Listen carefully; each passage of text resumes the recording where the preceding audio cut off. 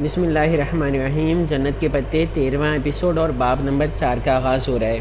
پچھلے باب میں ہم نے پڑھا تھا کہ جہاں اور ڈی جے اور حیا یہ دونوں گئے تھے بویو کا دا گھومنے گئے تھے، اور وہاں سے واپسی پہ جب وہ دونوں نکل گئے تو حیا جو تھی وہی پھول والے کے پاس رک گئی تھی، اور اس پھول والے نے اس کا پرس لے کے بھاگا، اور بھاگتا بھاگتا اس کو ایک بنگلے میں لے گیا، اور وہاں بنگلے میں دروازہ بند ہو گیا اور کوئی آ گیا۔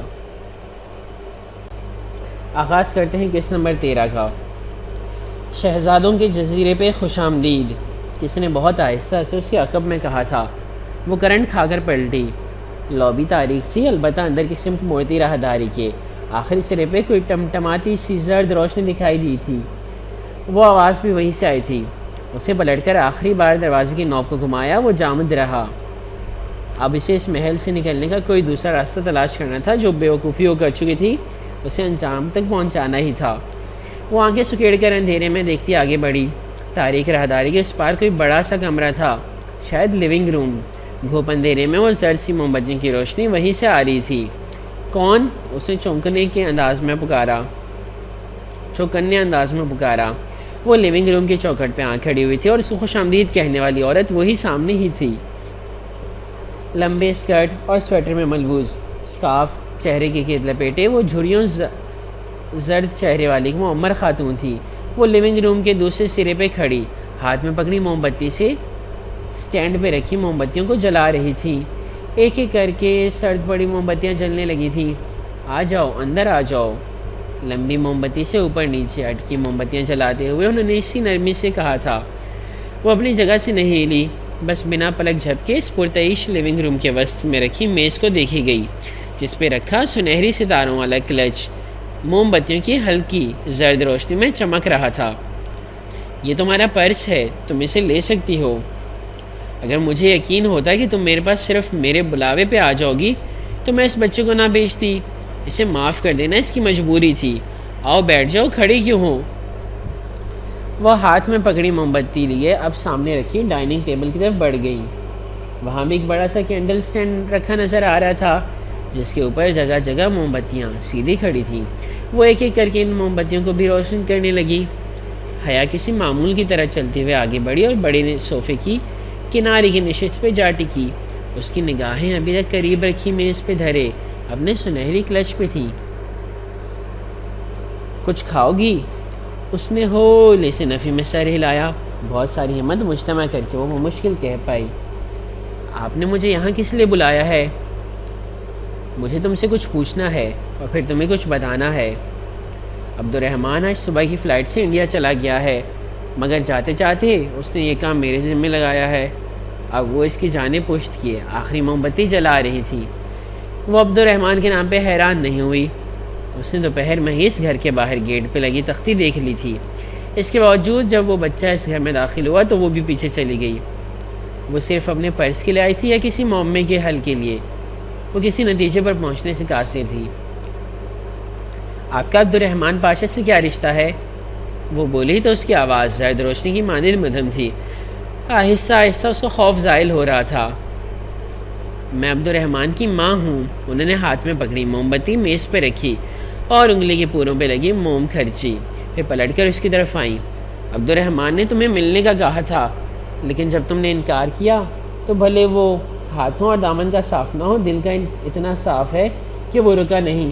البتہ جاتے جاتے اس نے میرے ذمہ ایک کام لگایا تھا کہ میں تم سے مل لوں اور تمہیں ان سوالوں کا جواب دے دوں جو تمہارے ذہن میں کلبل آتے رہتے ہیں۔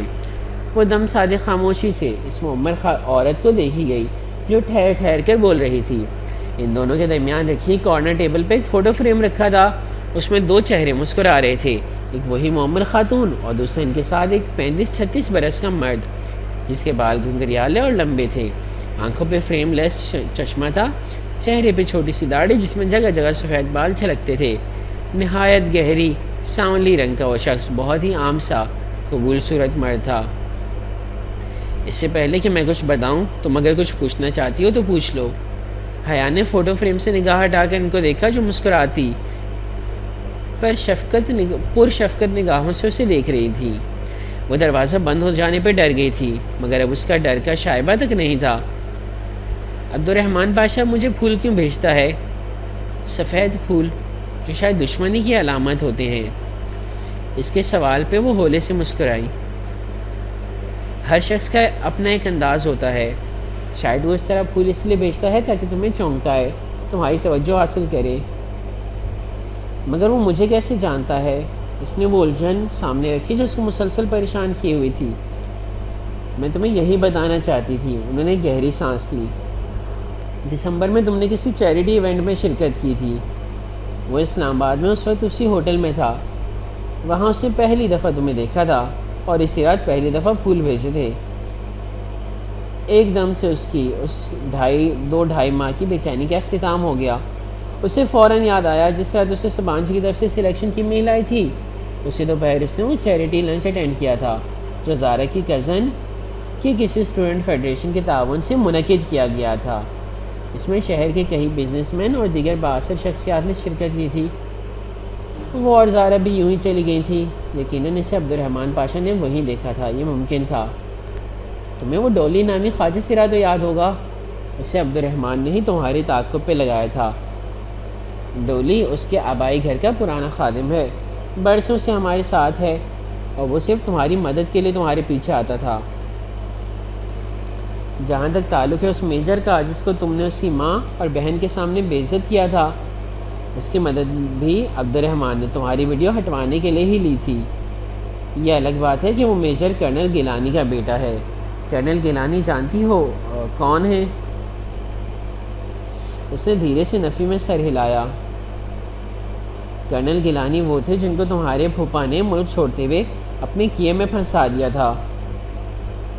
بے گناہ ہوتے ہوئے بھی کرنل گیلانی نے کئی سال سزا کاٹی اور گو کہ وہ بعد میں رہا ہو گئے تھے۔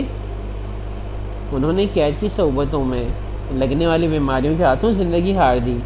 اس میجر کی شادی ہونے والی ہے، اس نے تمہیں صرف اپنے کسی ذاتی منصوبے کے لیے پھنسانا چاہا تھا، مگر تم بے فکر رہو، وہ اب تمہیں تنگ نہیں کرے گا۔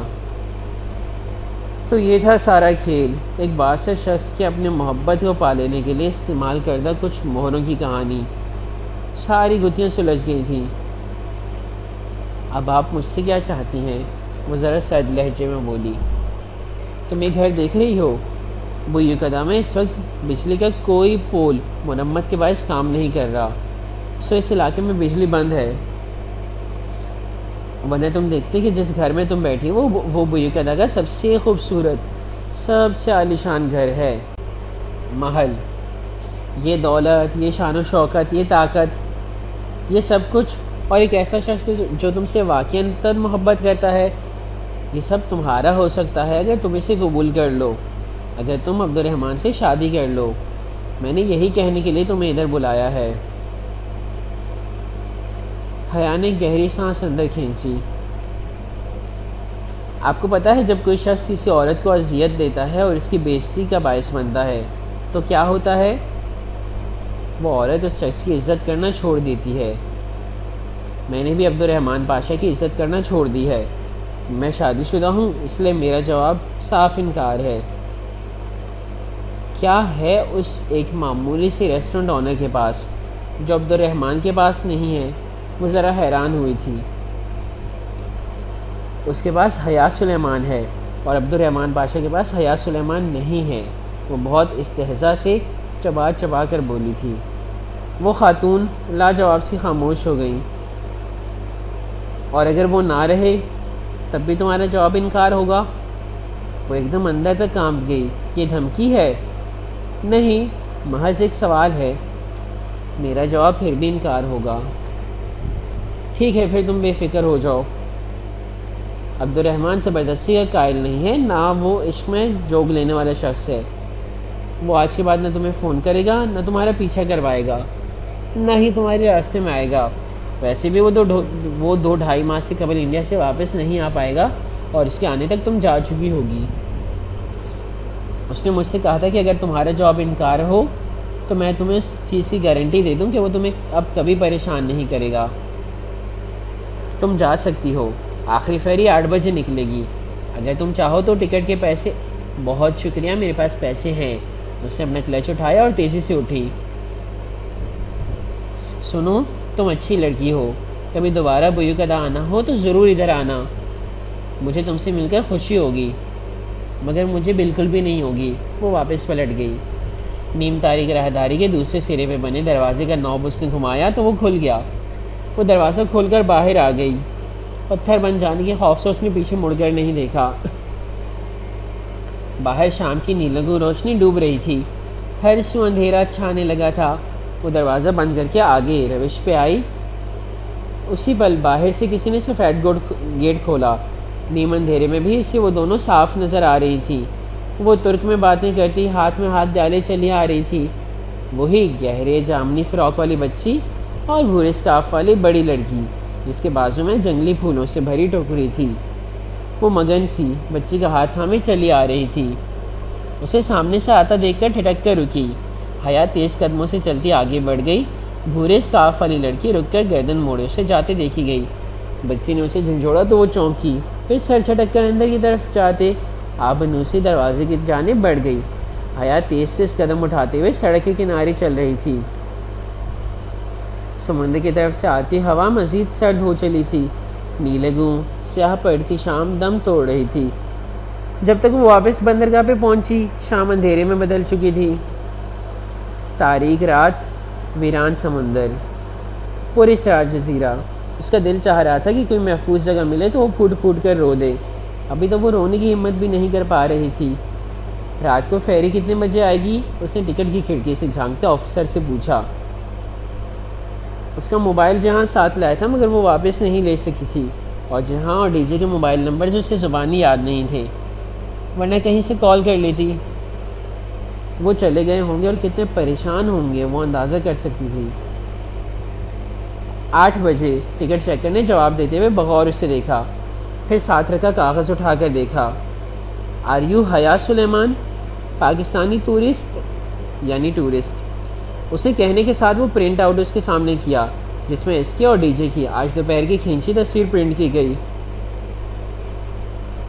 یس آئی ایم، میری فیری نکل گئی تھی۔ کیا میری فرینڈز ادھر ہی ہیں؟ فرتے جذبات سے اس کی آنکھیں ڈبڈبا گئی تھیں۔ اس نے سوچ بھی کیسے لیا کہ وہ اسے چھوڑ کر چلے گئے ہوں گے۔ Police station, come to police station.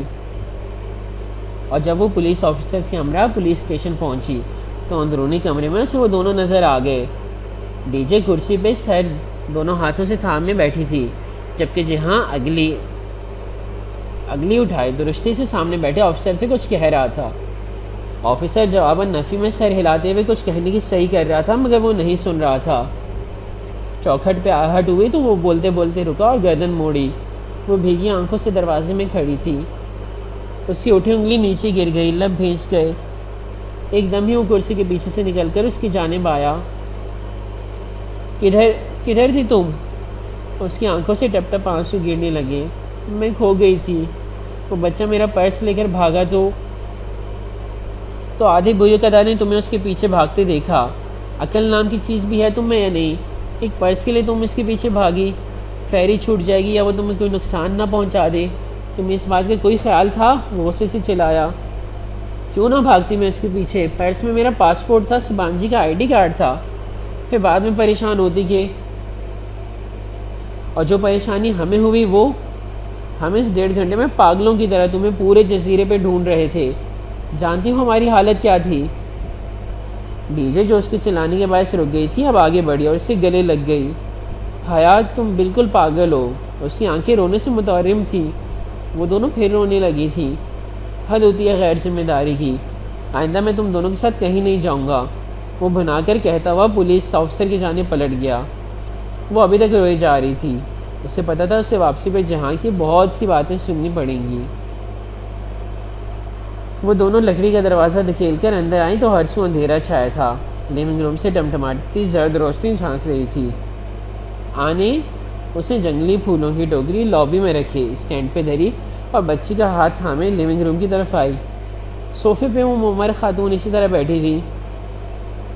اس کے ہاتھ میں چند نوٹ تھے جو وہ گن کر علیحدہ کر رہی تھی، ساتھ ہی وہ لڑکا کھڑا ان نوٹوں کو دیکھ رہا تھا۔ سلام علیکم آنے، کیسے ہو عبداللہ؟ اسے بچی کی انگلی چھوڑ دی اور کندھے سے پرس کی اسٹیپ اتارتے ہوئے بڑی میز کی طرف آئی۔ میں ٹھیک ہوں عائشے۔ لڑکے نے معمر خاتون کے بڑھائے گئے نوٹ پکڑے، گنے اور باہر بھاگ گیا۔ وہ بقیہ نوٹ واپس بٹوے میں رکھنے لگیں۔ بجلی والا پول ٹھیک ہوا؟ بٹوا بند کرتے ہوئے انہوں نے پوچھا۔ وہاں بندے کام تو کر رہے ہیں، ابھی گلی میں داخل ہوتے ہوئے ہم نے دیکھا تھا۔ عبداللہ کیوں آیا تھا؟ وہ میز کے ساتھ کھڑی اپنا پرس کھولتی کہہ رہی تھی۔ میرا کام تھا، انہوں نے بچے کا ہاتھ تھامتے ہوئے سرسری سا جواب دیا جو اب ان کے ساتھ صوفے پہ آ بیٹھی تھی۔ کام بھی تھا اور آنے نے اسے پیسے بھی دیے۔ عائشہ گل، تم نے دیکھا وہ صبح قرآن پڑھنے کب سے نہیں آیا، روز بہانے بنا دیتا ہے۔ بچی ناک سے کوڑتی کہہ رہی تھی۔ اپنے پرس کو کنگالتی عائشہ نے پلٹ کر خفگی سے اسے دیکھا۔ بری بات ہے بہارے کسی کے پیچھے اس کا یوں ذکر نہیں کرتے۔ وہ ایک نظر اس پہ ڈال کر واپس اپنے پرس میں سے کچھ ڈھونڈنے لگی تھی۔ اور یہ وہی لڑکی تھی نا؟ چند لمحے موم کی طرح پگھل کر گر گئے تو اس نے پرس کی چیزیں ہاتھ سے الٹ پلٹ کرتے ہوئے پوچھا، ادھر کیوں آئی تھی؟ یہ عبدالرحمن کے مسئلے ہیں، وہ خود ہی نپٹا لے گا، انہوں نے ٹالنا چاہا۔ اچھا، وہ اداسی سے ہنسی، یعنی مسئلہ ابھی تک نپٹا نہیں ہے؟ کیا کہہ رہی تھی؟ صاف انکار۔ انہوں نے گہری سانس لی۔ عبدالرحمن چلا گیا؟ اس نے بات پلٹ دی۔ ہاں، آج صبح کی فلائٹ تھی نا۔ واپسی کا نہیں بتایا؟ کہہ رہا تھا 2 سے 3 ماہ لگ جائیں گے اور شاید اس وہ واپس نہ آئے۔ جانے دو آنے، وہ ہر دفعہ یہی کہتا ہے، وہ اداسی سے مسکرا کر بولی۔ ایک ہاتھ سے ابھی تک وہ پرس کے اندر کچھ تلاش کر رہی تھی۔ آنے، تمہیں پتہ ہے عائشہ گل مجھ سے ناراض ہے، بہارے اپنے ننھے ننھے سے جوتوں کے تسمے کھولتے ہوئے بتانے لگی۔ آنے نے حیرت سے میز کے سامنے کھڑی عائشہ کو دیکھا جس کی ان کی طرف پشت تھی۔ کیوں؟ کیونکہ 7 دن کی تربیت کے بعد آپ کی چہیتی پہ یہ اثر ہوا ہے کہ آج یہ بازار میں اینڈ سڑک کے وسط میں کھڑی اپنا پونچوں کہیں گرا کر سیاحوں کے کیمروں میں تصویریں بنوا رہی تھی۔ ارے تو تم اسے سمجھا دو نا، کیوں ناراض تو نہ ہو؟ کس کو سمجھاؤں؟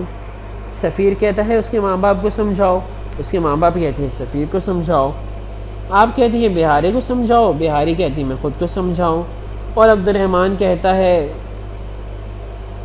وہ لمحے بھر کو رکی، پھر سر جھٹک کر پرس کی چیزیں ایک ایک کر کے باہر نکالنے لگی۔ عبدالرحمن کیا کہتا ہے؟ کچھ نہیں، اس نے نفی میں سر ہلایا، پھر ذرا سی گردن موڑ کر بہاری کو دیکھا جو چہرے ہتھیلیوں پہ گرا کر آنے کے ساتھ بیٹھی تھی۔ آج تم نے مجھے بہت خفا کیا بہارے، میں نے کہا تھا نا اچھی لڑکیاں ایسی نہیں ہوتی۔ تو اچھی لڑکیاں کیسی کرتی ہیں عائشہ گل؟ بہارے نے منہ بگاڑ کر اس کی نقل اتاری۔ اچھی لڑکیاں اللہ تعالیٰ کی بات مانتی ہیں، وہ ہر جگہ نہیں چلی جاتی، وہ ہر کسی سے نہیں مل لیتی، وہ ہر بات نہیں کر لیتی۔ اس نے پرس میز پہ الٹ کر جھاڑا۔ تو پھر میں بری لڑکی ہوں؟ بہاری پل بھر میں رونقی ہو گئی۔ نہیں، کوئی لڑکی بری نہیں ہوتی، بس اس سے کبھی کبھی کچھ ایسا ہو جاتا ہے جو برا ہوتا ہے، جس پہ اللہ اس سے ناراض ہو جاتا ہے۔ اور جانتے ہو جب اللہ ناراض ہوتا ہے تو وہ کیا کرتا ہے؟ کیا؟ جب وہ ناراض ہوتا ہے تو انسان کو اکیلا چھوڑ دیتا ہے۔ یہ عائشہ گل ہے جو کہ نصیحتیں بہت کرتے ہیں، اور بہاری گل چھوٹی والی اس کو بھی نصیحت کہہ رہی ہے۔ انسان کو اکیلا چھوڑ دیتا ہے، اور جانتی ہو کہ اکیلا چھوڑنا کیا ہوتا ہے؟ جب بندہ دعا مانگتا ہے تو وہ قبول نہیں ہوتی، وہ مدد مانگتا ہے تو مدد نہیں آتی، وہ راستہ تلاشتا ہے تو راستہ نہیں ملتا۔ وہ میز پہ نکلی اشیاء الٹ پلٹ کر رہی تھی۔ خالی پرس ساتھ ہی اوندا رکھا تھا۔ کیا ڈھونڈ رہی ہو؟ سفیر نے اپنی ممی کو چابیاں دینے کے لیے کہا تھا، یہیں پرس میں رکھی تھی، پتہ نہیں کہاں چلی گئی۔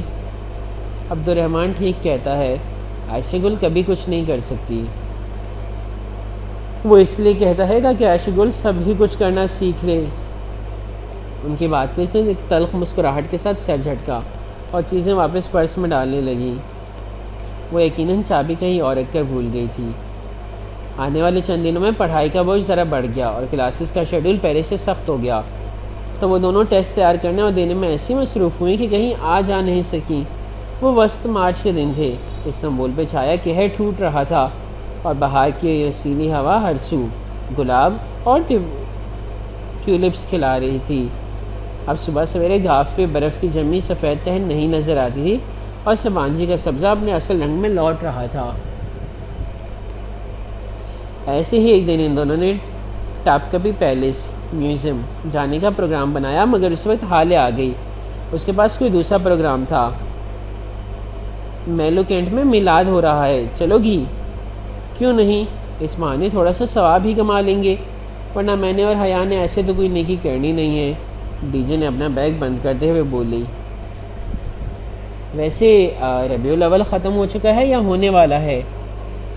ہو چکا ہے، مگر یہ اسٹوڈنٹس کا میلاد ہے اور پڑھائی کے باعث ملتوی ہوتا جا رہا تھا، اس لیے اتنا لیٹ کیا ہے۔ اب چلو۔ میلاد میں درس دینے والی لڑکی اونچی چوکی پہ بیٹھی تھی، سامنے رکھی چھوٹی میز پہ کھلی کتاب سے پڑھ کر وہ ترک میں درس دے رہی تھی۔ ساتھ ہی وہ ایک شرمندہ نگاہ سامنے دیگر لڑکیوں کے ساتھ بیٹھی حیا اور خدیجہ پر بھی ڈال دیتی، جو سروں پر دوپٹہ لپیٹے بہت توجہ سے درس سن رہی تھی۔ مدرس لڑکی سخت شرمندہ تھی، حاضرین کی انگریزی اچھی نہیں تھی، اس لیے اس کی مجبوری تھی کہ اسے ترک میں درس دینا پڑ رہا تھا، اور اسے یقین تھا کہ بظاہر بہت توجہ اور غور سے سنتی پاکستانی ایکسچینج اسٹوڈنٹ کو کچھ سمجھ نہیں آ رہا تھا۔ درس ختم ہوا تو وہ لڑکی ان کی طرف آئی اور بہت معذرت خانہ انداز میں ان کو دیکھا۔ آپ کی سمجھ میں تو کچھ نہیں آیا ہوگا؟ لیں، سمجھ کیوں نہیں آیا؟ ڈی جے نے ناک سے مکھی اڑائی۔ پہلے آپ نے حجر اسود کو چادر پہ رکھنے والا واقعہ بتایا، پھر غار ہرا، وہی مسلمانوں کی ابتدائی تکالیف، حضرت ابو بکر صدیق کی قربانیاں، ابو جہل بن حشام کی گستاخیاں، حضرت عمر کا قبول اسلام، ہجرت مدینہ، پھر غزوہ بدر۔ لڑکی نے بے یقینی سے پلکیں جھپکائیں۔ آپ کو ترک آتی ہے؟ ترک نہیں آتی تو کیا ہوا، اپنی ہسٹری ساری سمجھ آتی ہے، وہ جواباً ہنس کر بولی۔ ترک اردو جیسی ہی لگتی تھی اور واقعتاً صحابہ کرام کے اسماء کے باعث سب کچھ سمجھ پا رہی تھی۔ شکریہ شکریہ، وہ اتنی خوش ہوئی کہ اس کا چہرہ گلابی پڑ گیا۔ میلاد ختم ہوا تو حالے کی امی کا فون آ گیا، انہیں کوئی ضروری کام تھا، سو حالے نے ان کے ساتھ آگے جانے سے معذرت کر لی۔ اب انہیں ٹاپ کپی پیلس اکیلے جانا تھا۔ دو لوگ اکیلے تو نہیں ہوتے، وہ ٹاکسم اسکوائر پہ بس سے اتری تو حیا نے اسے تسلی دی۔ ڈی جے ہنس دی۔ پھر بھی تیسرے کو ساتھ لینے میں کیا حرج ہے؟ اس نے تیسرے کی جانب کافی زور دیا، تیسرے کے اوپر۔ وہ استقلال اسٹریٹ کی جانب مڑی تو خود بخود قدم برگر کنگ کی جانب اٹھنے لگے۔ وہ چلے گا ہمارے ساتھ؟ اس روز کتنا غصہ کیا تھا اس نے، یاد ہے؟ وہ اس لیے کہ تمہیں ڈھونڈتے ہوئے وہ بہت فکر مند اور پریشان ہو گیا تھا، مگر اب تھوڑا سا اصرار کریں گے ضرور چلے گا۔ استقلال اسٹریٹ ویسے ہی رش سے بھری تھی، وہ دونوں بازو میں بازو ڈالے تیز تیز چل رہی تھیں۔ یہ ان کی دوستی کی علامت ہرگز نہیں تھی، بلکہ اسٹریٹ کی جیب کتروں سے بچاؤ کے لیے وہ اپنے ملے ہوئے کندھوں سے پرس لٹکاتی تھی تاکہ چھینے نہ جا سکیں۔ حیا تو اس واقعے کے بعد بہت محتاط ہو گئی تھی، اب بھی اس نے اپنے سفید کوٹ کے اوپر پرس یوں ڈال رکھا تھا کہ بائیں کندھے سے اسٹیپ گزار کر دائیں پہلو سے پرس لٹک رہا تھا، بال کھلے تھے اور دوپٹہ گردن کے گرد لپٹتا تھا۔ ڈی جے نے بھی اسی کی طرح شلوار قمیض پہ سیاہ لمبا کوٹ پہن رکھا تھا۔ برگر کنگ میں خوب گہما گہمی تھی، اشتہا انگیز سی مہک سارے ماحول میں پھیلی تھی۔ وہ دونوں آگے پیچھے چلتی ہوئی کچن کی طرف کھلتے دروازے کی طرف آئیں۔ سامنے طویل سا کچن تھا، ادھر ادھر ایپرن اور ٹوپیاں پہنے 2-4 افراد آ جا رہے تھے۔ ایک سلیب کے ساتھ وہ بھی کھڑا تھا، جینز اور شرٹ پہ سفید ایپرن پہنے، ہاتھ میں بڑا ٹوکا لیے وہ کٹنگ بورڈ پہ رکھے گوشت کے بڑے بڑے ٹکڑوں کو کھٹکھٹ کاٹ رہا تھا۔ گڈ مارننگ مینیجر، دونوں نے چوکھٹ میں کھڑے ہو کر بلند آواز پکارا تو اس کا تیزی سے چلتا ہاتھ رکا۔ اسے گردن اٹھا کر انہیں دیکھا، پھر سر سے پاؤں تک ان کا جائزہ لیا۔ دونوں جاگرز پہنے پھولے ہوئے ہینڈ بیگز اٹھائے ہوئے تھیں۔ حیا کے ہاتھ میں رول کیا ہوا استنبول کا نقشہ تھا اور ڈی جے کے ہاتھ میں گائیڈ بک، گویا وہ پوری تیاری سے آئی تھی۔ گڈ مارننگ، وہ واپس گوشت کی طرف متوجہ ہوا اور دوسرے ہاتھ سے ایک چھوٹی سی سٹینڈ پہ لگی تختی اٹھا کر سامنے کاؤنٹر پر پٹخ کر رکھی۔ اس پر لکھا تھا I am busy, do not disturb۔ حیا اور خدیجہ نے ایک دوسرے کو دیکھا، پھر حیا وہی چوکٹ کے ساتھ ٹیک لگائے بازو سینے پہ لپیٹ زیر لب مسکراتے ہوئے اسے دیکھنے لگی، جبکہ ڈی جے مسکراہٹ دبائے آگے بڑھی۔ ہم ٹاپ کپی پیلس جا رہے ہیں، خدیجہ نے کاؤنٹر کے سامنے آ کر اطلاع دی۔ استقلال اسٹریٹ سے باہر نکلو، ٹاکسم سے میونسپلٹی بس پکڑو، وہ پہنچا دے گی۔ وہ سر جھکا ایک ہاتھ سے گوشت کا ٹکڑا پکڑے دوسرے سے کھٹکھٹ چھرا چلا رہا تھا. مگر ہمیں ایک ہینڈسم گائیڈ بھی چاہیے. ہینڈسم گائیڈ ابھی مصروف ہے. کسی غیر ہینڈسم گائیڈ سے رابطہ کرو. ڈی جی نے پلٹ کر حیا کو دیکھا. اسے مسکراتے ہوئے شانے اچکا دیے. وہ واپس یہاں کی طرف گھومی. تو آپ ہمارے ساتھ نہیں چلیں گے؟ بالکل بھی نہیں. تم میں سے کوئی پھر ٹاپ کپی کے قلعے میں گم ہو جائے گا اور میرا پورا دن برباد ہوگا. ایک دفعہ پھر سوچ لیں. لکھ کر دے دوں؟ وہ کہتے ہوئے ٹکڑوں کو ایک طرف ٹوکری میں رکھنے لگا. اس کے ہاتھ مشینی انداز میں چل رہے تھے. اچھا ایک بات بتائیں، استقلال اسٹریٹ میں جیب کترے ہوتے ہیں نا؟ ڈی جی نے اس کے سلور اسمارٹ فون کو دیکھتے ہوئے کہا جو قریب ہی چارجنگ پر لگا تھا. ہاں. تو سمجھا آپ کی جیب کٹ گئی. ڈی جی نے ہاتھ بڑھا کر فون اچکا، تار نکالی اور حیا کے ساتھ آ کھڑی ہوئی. فون والا ہاتھ اس نے کمر کے پیچھے کر لیا تھا. کیا مطلب؟ اسے شدید قسم کا جھٹکا لگا تھا. وہ ہاتھ روک کر انہیں دیکھنے لگا. مطلب یہ کہ اگر آپ ہمارے ساتھ ٹاپ کبھی پہلے سے نہیں چلیں گے تو ہم اس موبائل کو بیچ کر آدھا جوہر خرید ہی لیں گے. ویسے فون اچھا رکھا ہوا ہے آپ نے. وہ لٹ پلٹ کر کے موبائل دیکھنے لگی. پاکستانی روپے میں 2-2.5 لاکھ سے کم کا تو نہیں ہوگا. وہ چھرا رکھ کر ان کے سر پر آ پہنچا. میرا فون واپس کرو. کڑی نگاہوں سے انہیں دیکھتے ہوئے اس نے ہاتھ بڑھایا. ٹاپ کپی سے واپسی پہ دے دوں گی، وعدہ. مطلب تم لوگ مجھے یرغمال بنا کر لے جاؤ گی؟ کوئی شک؟ وہ پہلی دفعہ بولی. ٹھیک ہے مگر یہ آخری بار ہے. پھر میں کبھی تم دونوں نکمی لڑکیوں کے ساتھ اپنا دن برباد نہیں کروں گا. وہ اپرین گردن سے اتارتے ہوئے مسلسل بڑبڑا رہا تھا. اور اگر آج تم میں سے کوئی کھوئی تو میں بہت برا پیش آؤں گا. ہاتھ دھو کر جیکٹ پہنتا وہ ان کے ساتھ باہر نکلا. ٹاپ کپی سے رائے کے سامنے اور سبزہ زار پہ ساتھ ساتھ چل رہے تھے. حیا درمیان میں تھی اور وہ دونوں اس کے اطراف میں. جی ہاں، یہ ٹاپ کپی سے رائے کا مطلب کیا ہوتا ہے؟ میں ایک یرغمال شدہ گائیڈ ہوں اور یرغمالی عموماً خاموش رہتے ہیں.